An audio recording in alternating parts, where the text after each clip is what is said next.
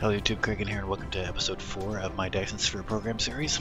If you remember, in the last episode we were researching thermal power. Well, we've got that now. We've got our thermal power stations ready to go. This is going to give us a lot more power in our research production area here, but we do need to make more than a few of these power stations to make it worth our while. So I'm going to steal the resources I need to make those. I want to make about 8 initially. I could go with 6 or maybe 5 or less, but I'd like to make enough so that we can power this research facility with enough power that it needs so that we can quickly research all the technologies that require the blue cubes until we start actually doing the red cubes to focus on the second tier research. So I'm going to need some rocks also to build these thermal power stations. Too bad there isn't a stone vein around here that I could go and use. That would be nice. I'm just going to have to gather what I can. And the area that we're going to put it in is right over here, next to this coal vein.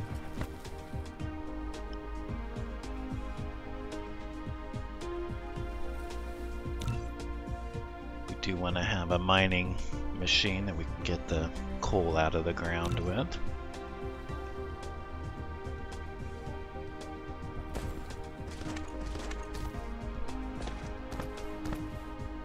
There's a couple different ways that I've placed these in the past, but I'm not really sure which design I like better. There's one where you go this way, kind of horizontally, and then there's vertically. When you go vertically, you have to take conveyor belts and push them through. You know what? I'll probably show you each of the designs I came up with for the power plant. Let's try to get the most nodes that we can out of this thing. That looks pretty good. And I'm going to make another one because I'd like to have 2 different conveyors coming off here. I'm going to feed 2 different plants, power plants, with those conveyors. I tried doing it with one in previous attempts, and it seems to... A thermal power station. Such power facilities need to consume chemical energy fuels. If you want it to generate continuous and stable power, you need to ensure a sufficient fuel supply at all times. Yeah. What that guy just said, that's the problem.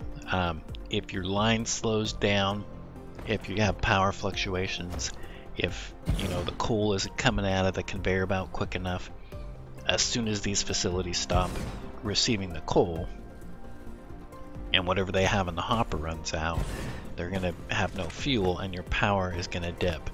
And it's kind of like a snowball effect. Like once you lose power to one of these stations and it starts affecting the others, the more your power goes down, the less efficient you are, and it's just kind of like this snowball effect that eventually you've got, no power at all, except what you have in wind turbines or any of these facilities that's actually getting fed with something. So I found that one conveyor belt can only handle so many power stations, and I think we're going to need more power stations than one mining machine can handle, to be quite honest, especially before we get the conveyor belt upgrades and stuff like that. So I think it would be better to have another mining machine and bring out a second conveyor belt into a second power facility, and that should give us plenty of power to do what we need to do in our research facility over here.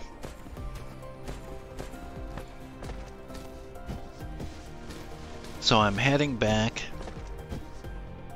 to get some resources here. I'll pull some out of here.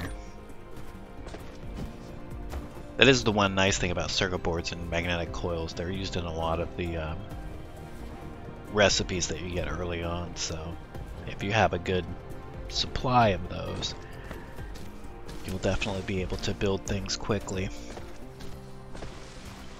The other thing that you need a pretty good supply of is iron ingots. Copper not so much, but iron, you need a ton of those. And what I'll probably end up doing is setting up a mining machine that spits ore directly into a couple of smelters that do nothing but process iron ingots. And then that way, whenever I need them, I can just stop by, grab a bunch, you know, throw them in a storage facility, stop by, grab a bunch, you know, and I can do what I need to do as far as building goes.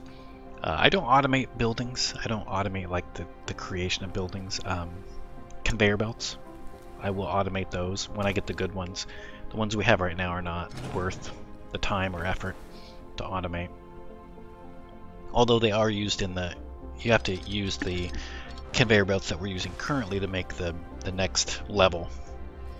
So it's nice because when you upgrade your conveyor belts, you can take all the old ones and recycle them into the new ones, which is kind of cool. But other than that, I don't think it's worth automating.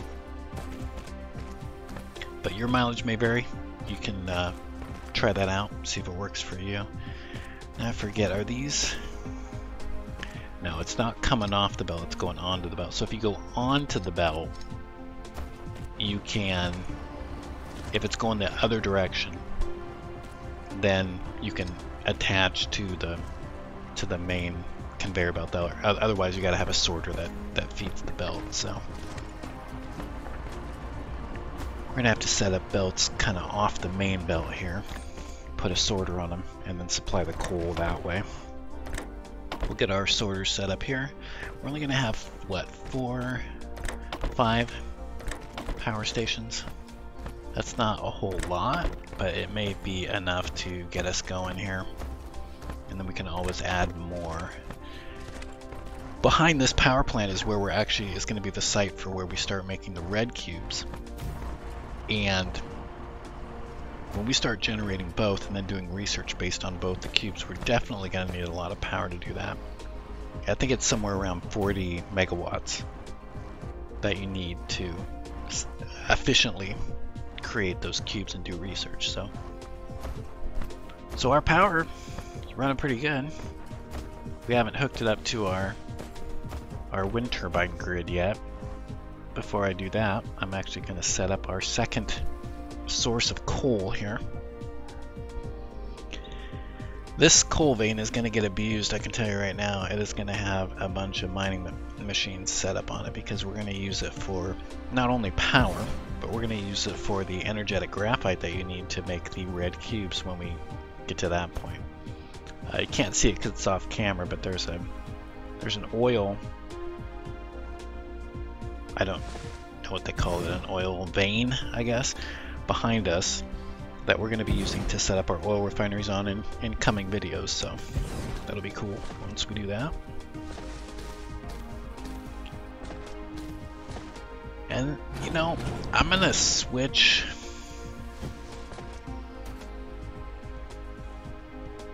I'm gonna actually make these. I'm gonna do this method. I'm gonna take them a different direction. So this is another way that you can do it. I don't know which method's better, whether either one of them is better, but you can take your conveyor belt just in a straight line down here and just feed them off the main line. So you have sorters, you know, going into each one. Might be a tad bit more inefficient than the other method.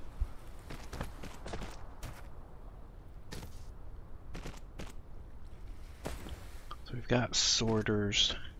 We're gonna need some power.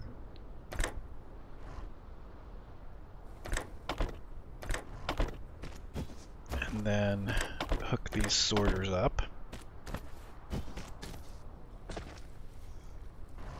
Some power over here. Get those going. We're gonna start powering those. We'll even have even more power. Doing pretty good.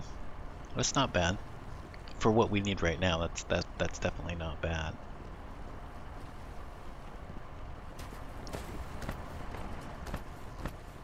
We could probably power, you know, the blue cube research with what we have. Everything looks to be humming along pretty good. There's nothing running out of fuel.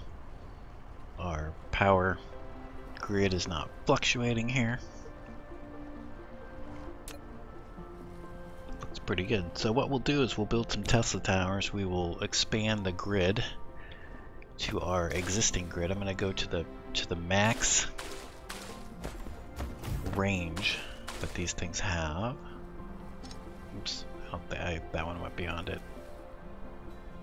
Just that little dotted line tells you when it's out of range, so make sure these are kind of out of the way, but there we go. And we're hooking up to our grid. There we go, we're hooked up to the grid now. Look at that power. Got plenty of power going on now, so we just need to do some research now, test this out. So we've got to pick a recipe or a technology or an upgrade that we want to. I just realized I haven't upgraded my mech. Well, I haven't upgraded anything on my mech. I need to do that. So I will definitely do that. Some of that takes blue cubes, but I'm going to definitely do the technologies first. So we'll just go with one of these here. Doesn't matter. We'll do this one. Activate it. And as you can see, doing pretty good. It's humming along pretty nice. Power consumption is about 50%. Not bad at all. Not bad at all. So that's going to do it for this episode. I'm Kraegan. This is episode 4. Thanks for watching. If you like my videos, leave a like, subscribe, and I'll see you guys in the next video. It's going to be episode 5, where we're going to continue. We'll probably build some more research buildings because we have power for it now, and then we'll start on doing some oil refining and work our way towards the next tier of technology. So appreciate you watching the video. Thanks for watching. I'll talk to you guys later. Kraegan out.